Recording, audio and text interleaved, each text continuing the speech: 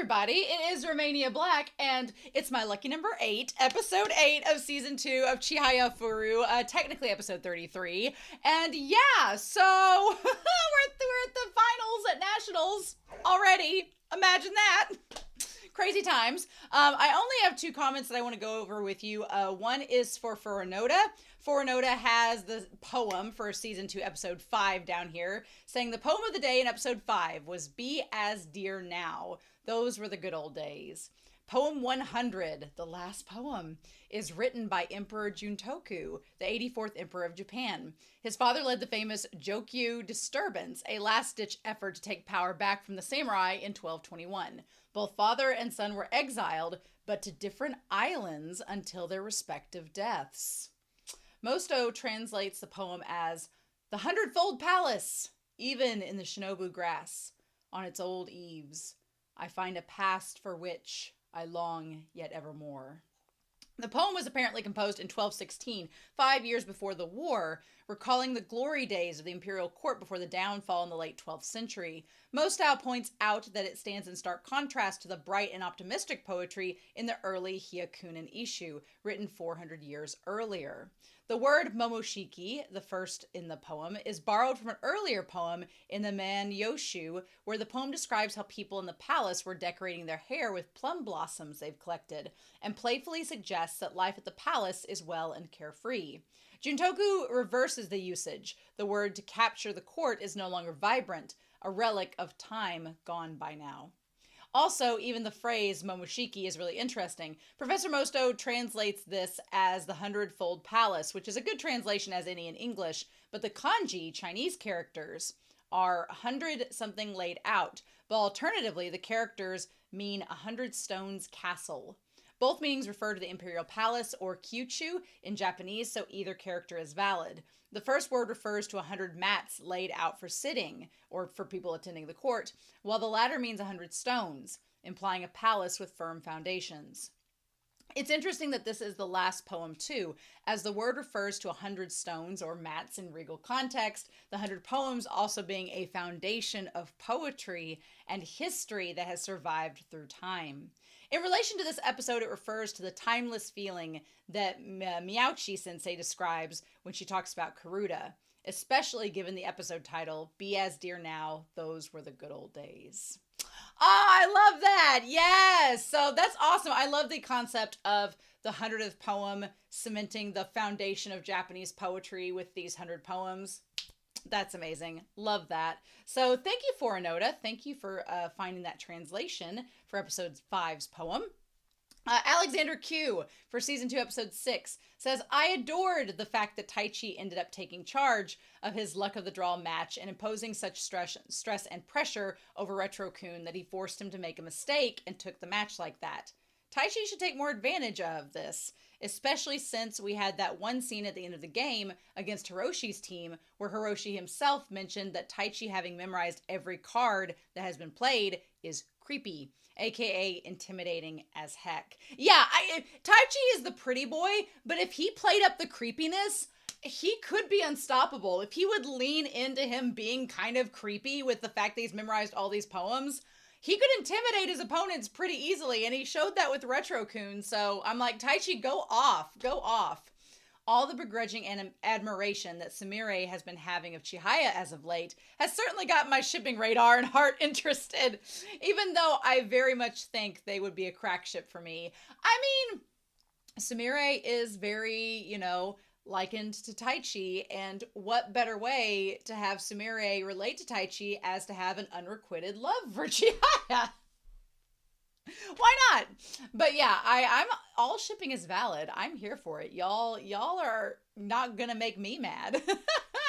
So thank you all so much for all of the comments. I really appreciate it. I am super excited about this episode. Before we start, I want to give a very quick shout out over to our philanthropy tier over on Patreon to thank them for their patronage and for being such kind supporters of the channel. You can go check out my Patreon and see all of the tiers there. Or if you don't have money for Patreon, you can just subscribe to this channel, like the video, comment down below. all that jazz. But thank you to Alex Cornejo, to Be Happy, who is our moderator, as well as to Bisa, to Damage3245, to Dana, to Devorin, to Destiny Marie, to Daniel, to Ichu, to Eric, to Fisho, to Ghostly Turnip, as well as Lyndon, Liam Posel, El Freya, as well as Murphy, Willie Morris, Translucent Men, Sunspots, Shimoyama, and James. I really appreciate everything, y'all, and thank you so much for all of your support. All of my love. So I'm really excited about this. It's been actually like a little hot second since I've watched Chihayafuru because I've had other things I've been obligated to do, but I'm excited to get back into it now. So we're going to start episode 8 of season 2 of Chihayafuru, and we are going to do that here in 3, 2, 1, and let's go.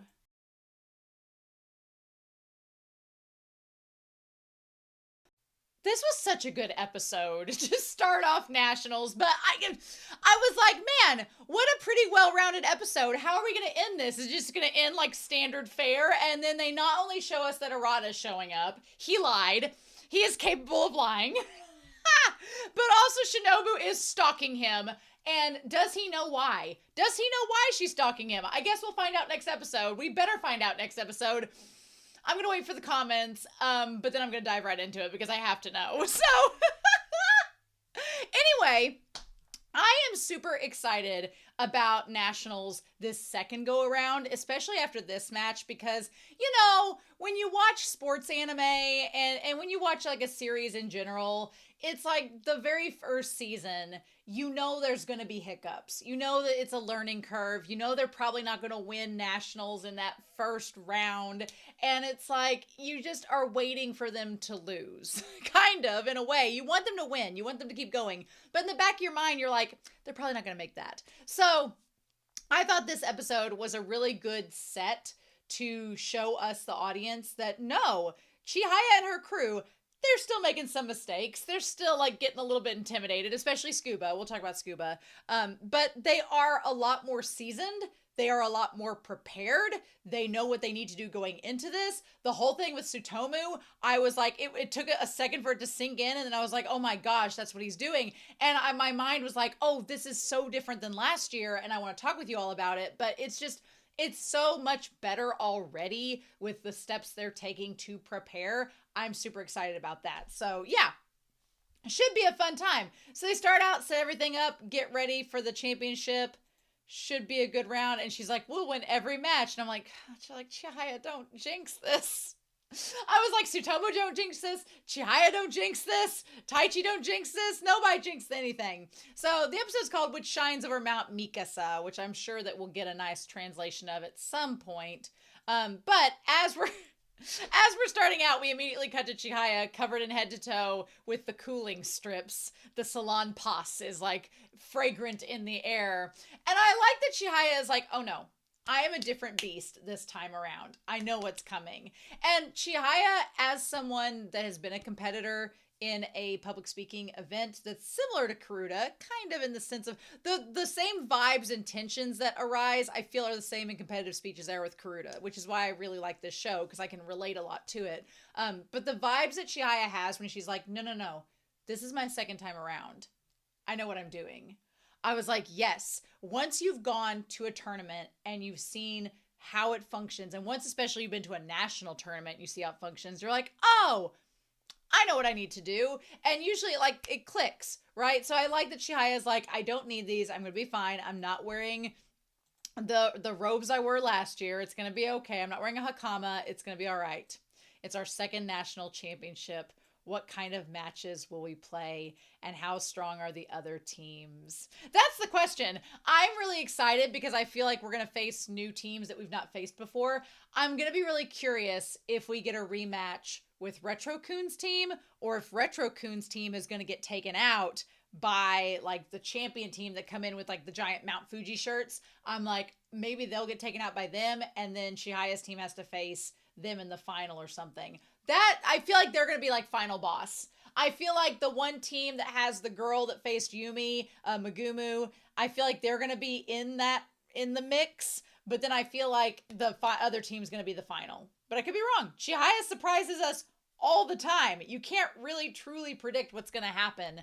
So let's talk about Scuba. I don't know if you all have seen Love Exposure. You probably haven't because it has no bearing to Chihayafuru, but it's on my channel. If you have 4 hours to spare one day, you can go check it out because it's a very long movie. But the moment I saw Scuba taking portraits of girls in this hallway, I was like, well, hi, Love Exposure. Nice to see you back again. So yeah, Scuba and Sumire are very interesting characters. It's so interesting to me because you had Chihaya's group who were like Chihaya, Nishida, and Taichi are the bones of this Karuta team. Like they are the ones with the seasoned experience. They have played it since they were kids. They're the ones that have the most knowledge of it. And then Kana and Tsutomu joined last year, but they learned very quickly and they were very serious players. They were very serious, gung-ho. If I'm going to do it, I'm going to do it. It's so funny to me because Kana and Tsutomu and Sumire and Scuba are polar opposites as a pair. Because Kana and Tsutomu, they were maybe like half-hearted when they started, when they were convinced. They were like, I don't know if I want to play Karuta. But once they were convinced to join the team, they committed hard and they got serious. Scuba and Sumire joined the team a little bit more. They joined the team less hesitantly than Tsutomu and Kana did. But now that they've joined, I don't think they've quite as buckled down as Kana and Tsutomu have last year. Like, it's funny how they are both two pairs of a guy and girl, but their commitment and their dedication are on different wavelengths from one another compared to last year. So it's interesting to me. I kind of like it. I think it's really neat. Also, the idea of the freshmen not being as serious as the upperclassmen feeds into a trope, which I can relate to. So yeah, they all get changed.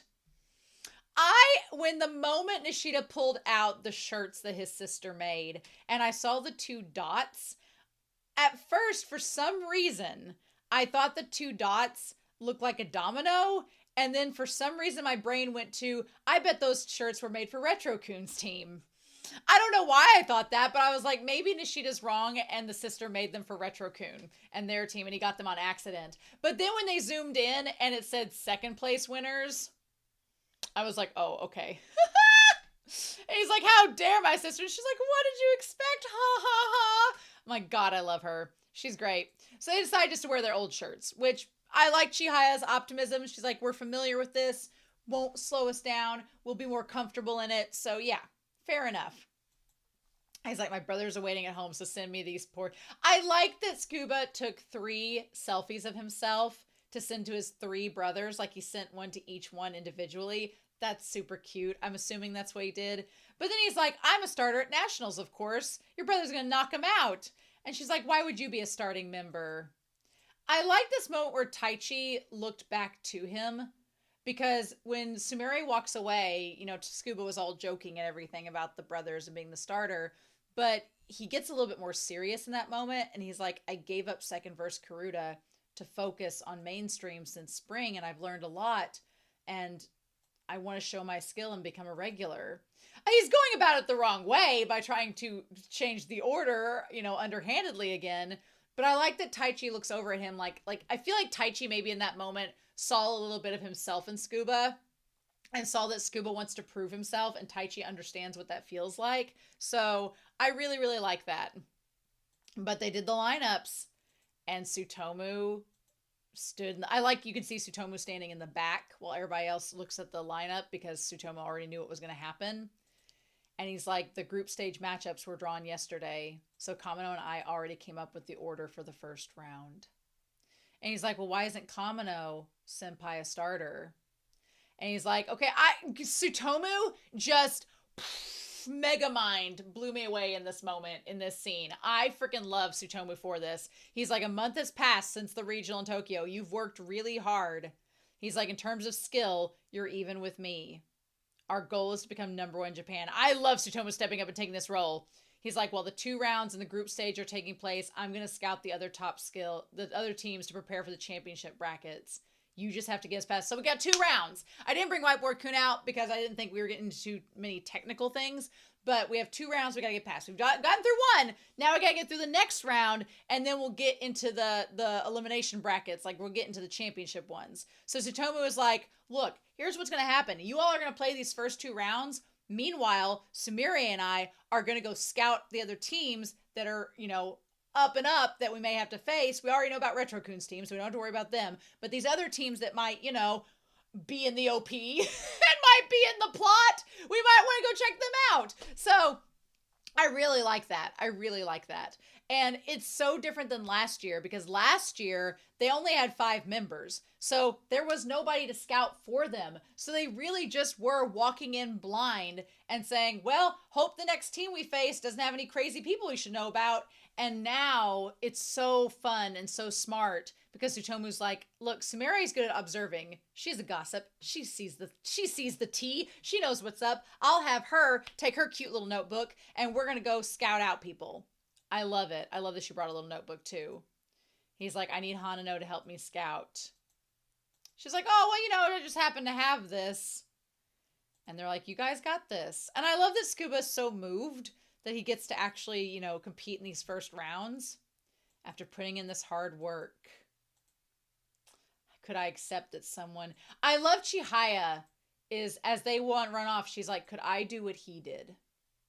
After putting in so much hard work, could I accept that someone who started later had caught up to me? Now, what's so interesting about this is her and Taichi and what they're thinking about in this moment. Chihaya is like, Tsutomu did a major move. Tsutomu sacrificed himself. He was like, I know that, I'm sure Tsutomu thinks that in the back of his mind, he's a better player than Scuba, but he's like, technically, he's kind of even with me. I'm the better strategist. I'm taking one for the team, and I'm going to sit this out and go strategize. And you guys, I'm going to trust that you can do this, and you don't need me. That takes a lot of letting go of your pride and ego to do that. And I like Chihaya's like, could I do that? If somebody, started later than me and caught up with me, could I be willing to take the loss and let them go? And the funny thing is, Taichi had been playing Karuta, and Arata had been playing Karuta, and Chihaya's kind of the one that slid in at the last minute, later than those two, and she's already kind of caught up and, for now, seemingly surpassed Taichi, or at least in Taichi's brain she has. We all know how that song and dance goes. Meanwhile, it goes to Taichi, who has, the eyes are concealed, so we have to know what he's thinking. I like Nishida in the background, just with his robe open, like scratching his belly. And Taichi thinks back to him and Tsutomu having these like wartime chats under the lantern light, being like, if Ayase is serious about us becoming #1 in Japan, then we can't flounder around like usual. There has to be someone in a support role.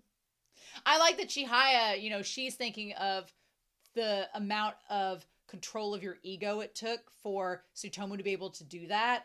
But then Taichi is sitting there going, Tsutomu gave up his right to play to be this support. So we have to do what we can to make sure that effort is not wasted. And he like hears her breathe out and exhale, and she's just like stretching her arm, and he's like, am I getting as greedy as she is?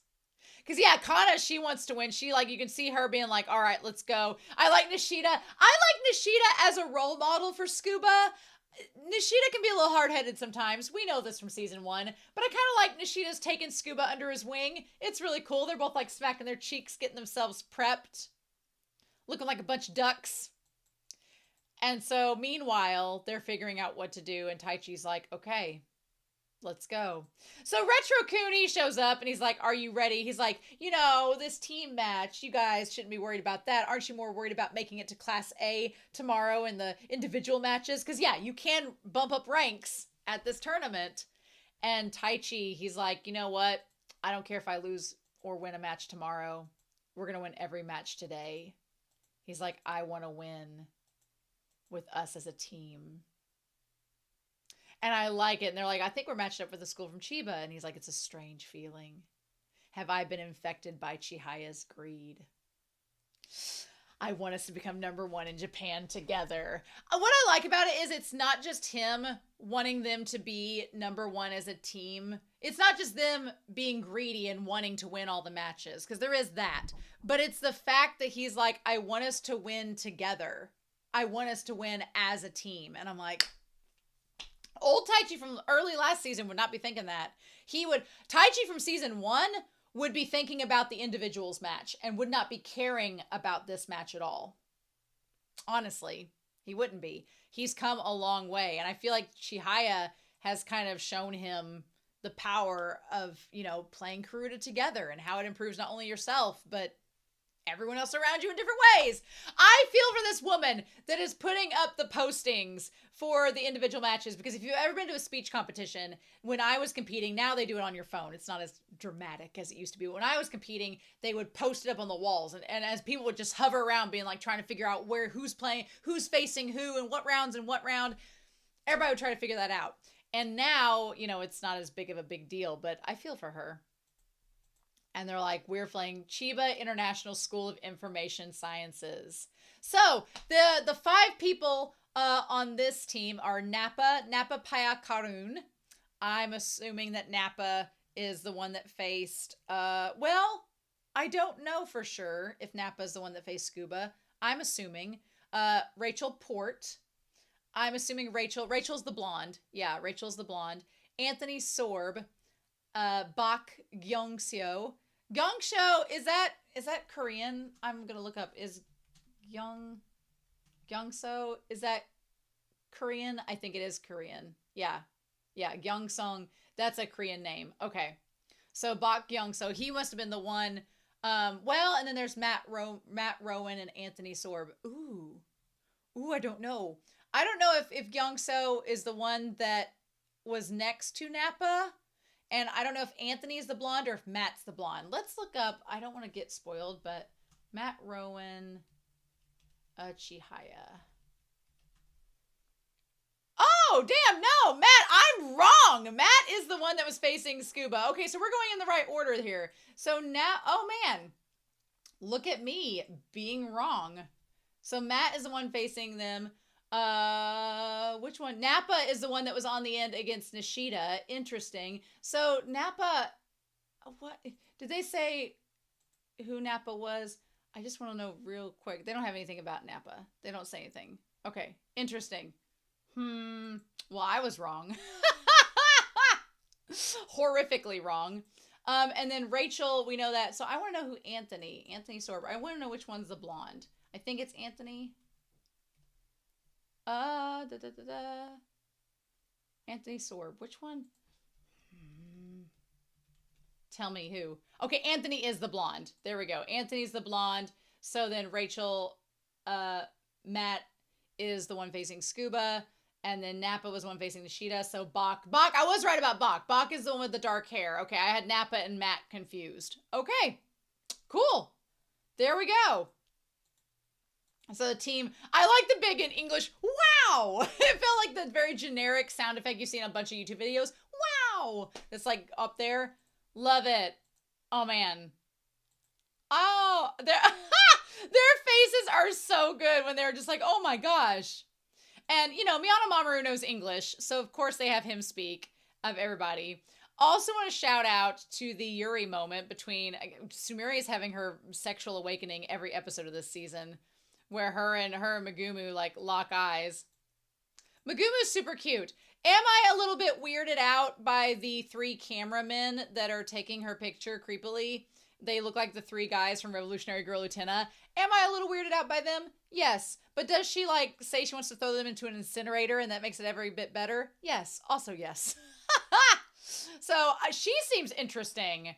This freckle-faced, bespectacled girl who's really good at Karuta and faced Yumi, she seems interesting, so I want to know more about her as we go. But definitely a Revolutionary Girl moment. I love it. I love how Sumire, whenever Tsutomu was like, okay, she faced Yumi last year in the bout to see who was going to face the queen, and Sumire's like, I don't know what you're talking about. She's like, I wasn't there. What happened? Great. Let's do the best we can. And Sumire says there's more to female Karuta players than meets the eye. Look, just because they seem like a ditzy airhead on the outside does not mean they are not to be underestimated in Karuta. I mean, I feel like Shinobu is even an example of that, because Shinobu is kind of a little bit, I don't want to use the word ditzy for Shinobu, but she's kind of like, can be spacey sometimes. So interesting. So meanwhile, Tsutomu is using his stamina and running down to groups G and F down in the main hall. And then he sees this one group come in, the ones from the Fujisaki, the ones that are from Mount Fuji that are like the national reigning 13-time champions. We see Annie from Attack on Titan look over at him as we walk by. I was like, oh man, the team we need to watch, Fujisaki High School, last year's champion. The champion for 13 years running, as you know. Will it be 14 this year? I mean, they have 50 members. That's insane. That's insane. That's crazy. That's crazy. Here's the thing. Numbers seem like they don't make a difference, but they really do. They really do. There was a team that we used to face when I was competing, and our team at its heyday had maybe like 25 members on it. So we had quite a few. Usually most teams have like 15. We had 25. So we had quite a few members. But I remember our coach telling us when we went to nationals one year, she was just like, look, you all do the best that you can and try to do individually as good as you can do, because we want you to have the success that you've worked hard to earn. She was like, but I'm going to be honest. She's like, we're facing a team that has about 40 members. And statistically teams that are that big, she's like, it's hard to beat them because they just drown the rounds. And some of them make it through just on statistics and luck. And she's like, it's just hard to beat a team that statistically has double the amount of players you do. So she's like, just do the best you can. That's all we can ask. And we were like, okay. So, but yeah, 50 members, you have a lot to choose from. You have a lot to choose in your roster. And if they're all on similar playing fields, then if one gets tired, you just sub them out for somebody just as good. So that makes it hard because we only have 7 players that we're working with. So at best, you know, you could sub in Sumire and Tsutomu for 2 of the players if they get tired. But a team like that, you could, every game could be 5 different people. And you have 10 games. Nobody's going to get tired. And you just have your best save for last. That's crazy. That's crazy. So I don't know if that's allowed in Karuta, but if it is, that's a clear advantage, right? A clear advantage. So he's like, we have Chiba International High School of Information Sciences. What a name. And they are new to Karuta this year, so there aren't any data on them. Don't say it's going to be an easy win. Never say it's going to be an easy win. Don't assume. Don't jinx it. Now, did I get a little bit nervous when Tsutomu was like, I haven't been around a black person before? I was like, hey! Let's not be racist, Scuba.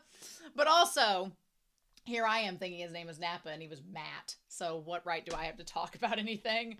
But I think it's interesting because I have also watched Run with the Wind, which is about running, and it's an amazing anime. You should go watch it. It's fantastic. I have reactions on my channel. It's like one of the first sports anime I ever watched, so they're a little bit dated, but it's fun time. But in that series, there is a big social commentary about getting runners from outside of the country to come in on scholarship. And there's a social commentary in that series about, is that right? Is it fair? It is. The answer is yes, it is. Of course it is. They're humans. You know, it doesn't matter what your ethnicity is. If you're a good runner, you're a good runner. And that kind of takes place in this. It's like, it doesn't matter what your ethnicity is or where you're from. If you're good at Karuta, you're good at Karuta. And they kind of explore that concept in this episode, and I really like it. But yeah, and I think it's interesting too, you know, if you're from a rural town and you've never been around people that are different than you, it's a good learning opportunity. You know, the rural area that I'm from is about like a sheet of paper in terms of its ethnic diversity. So going to college and traveling on tournaments was a big eye-opener for a country bumpkin who'd never been outside of their, you know, circle of influence. So I definitely think it's neat. I like how each of them are concerned about different things. Scuba is concerned because there's someone that he feels is intimidating in front of him and he doesn't know what to do. Kana is concerned because the person in front of her is wearing a hakama, which automatically she's like, oh, we're not doing that. And then she realizes that the hakama is put on wrong, and that's even more distracting. So instead of memorizing the cards, she's like, get your stuff right. And then Tai Chi's like, everyone's thrown off. What do I do? And then Chihaya's just like, she's crying. But then you figure out she's crying because she's like so moved. She's thinking everyone here from other countries is playing Karuta. It's like, she's fine. Chihaya is fine. I like how Taichi's worried about Chihaya, but I'm like, my dude, you have nothing to worry about. She's okay. Chihaya's gonna be good. That's been something that has happened the last several episodes. Chihaya has been perfectly fine. Taichi has been worried for no reason. Taichi's just like, well, I don't know about Chihaya. And I'm like, worry about yourself, babe. She's got this. She's doing okay. And then Nishida's interesting because he's like, is he Thai? Is he from Laos? Is from Laos? Or I'm like, it doesn't matter where he's from. Don't worry about that. It doesn't matter. Doesn't matter. They're playing Karuta. Doesn't matter. So he's yeah. I do understand the idea that they all came in the Hakama because they thought that's what they were supposed to do. They don't have any like competitive experience. But Anthony was fun. I liked Anthony looking like Sanji from One Piece.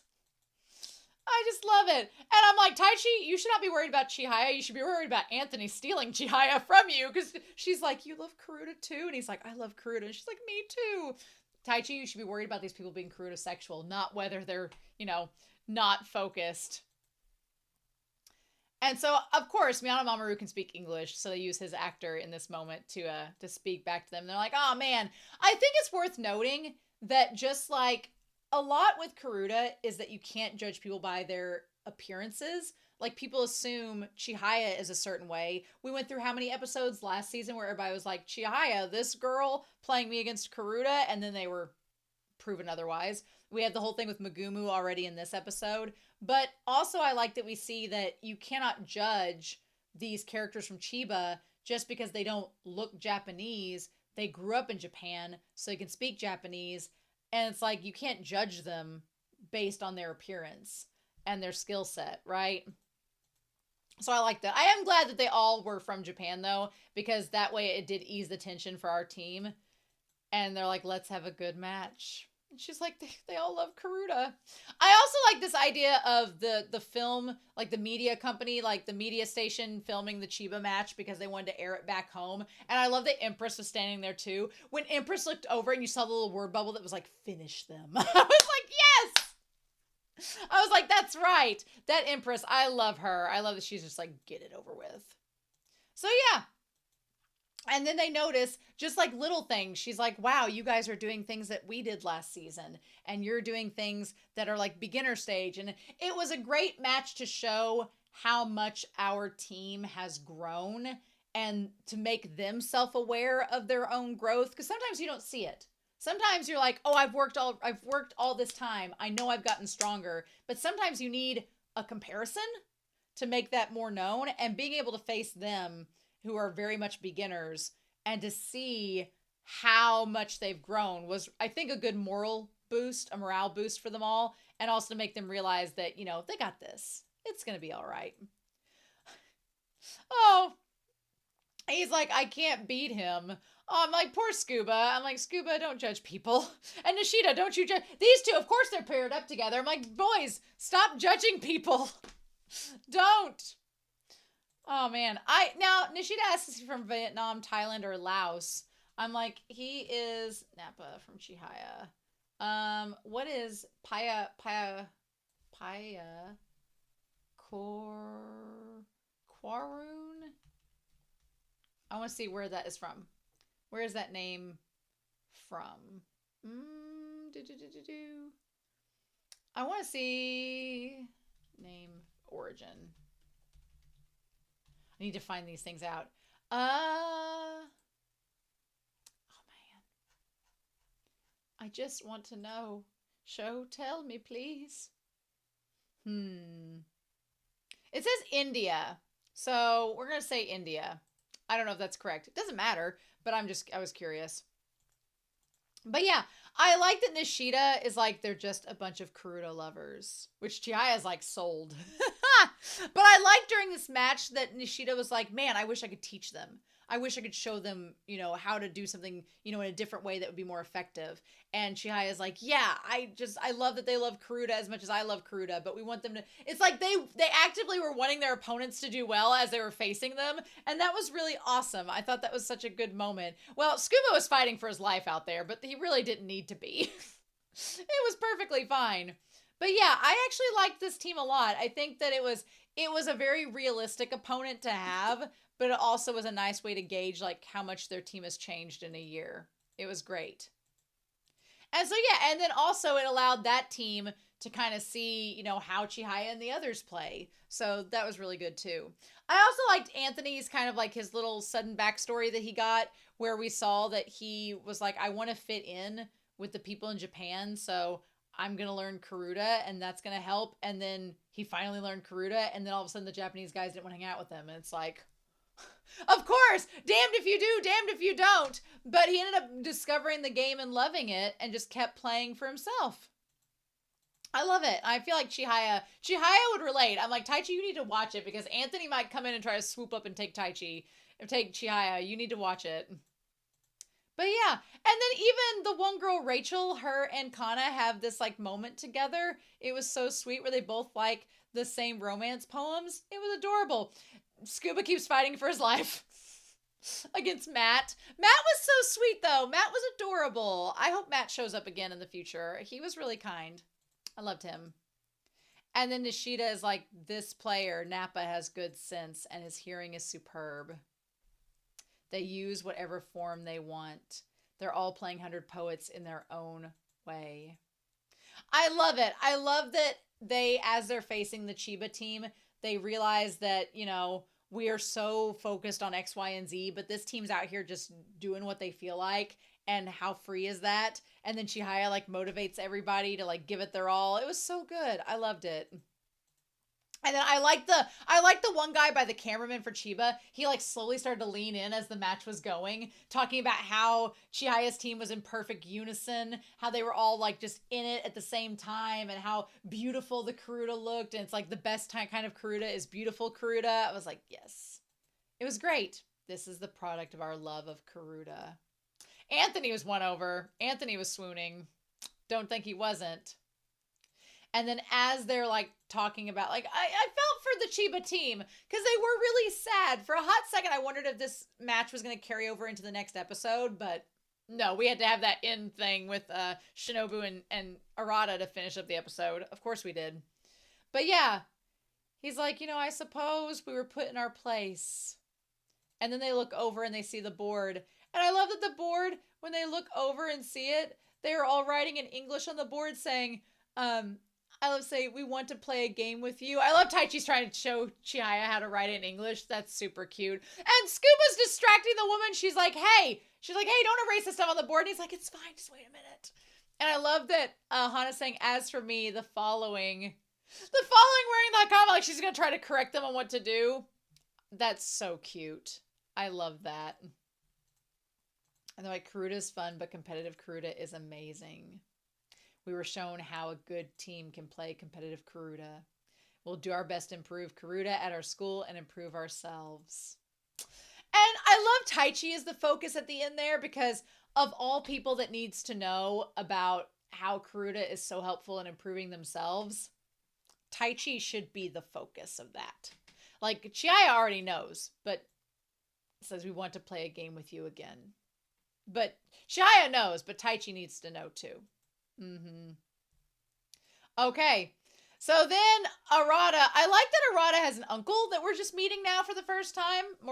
Uncle Moriki.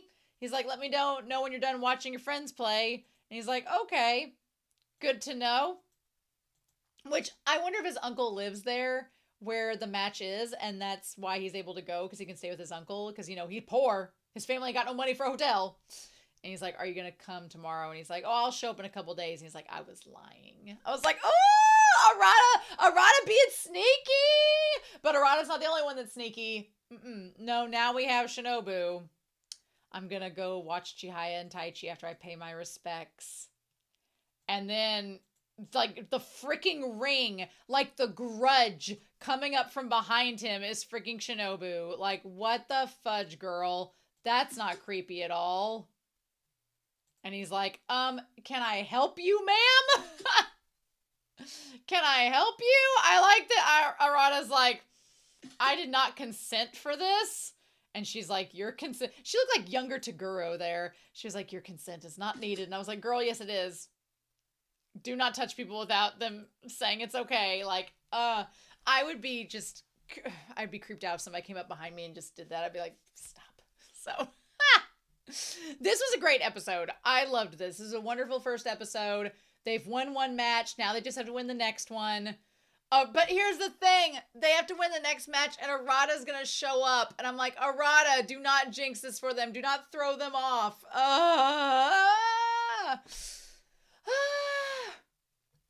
Anyway, I'm excited to hear your comment down below. I hope you all have a wonderful week. Please stay safe, take care, and yeah. I'm back next week where we do our second match and find out what the heck is going on with Shinobu and Arata for Chihayafuru Season 2. And I'll see you then. Bye!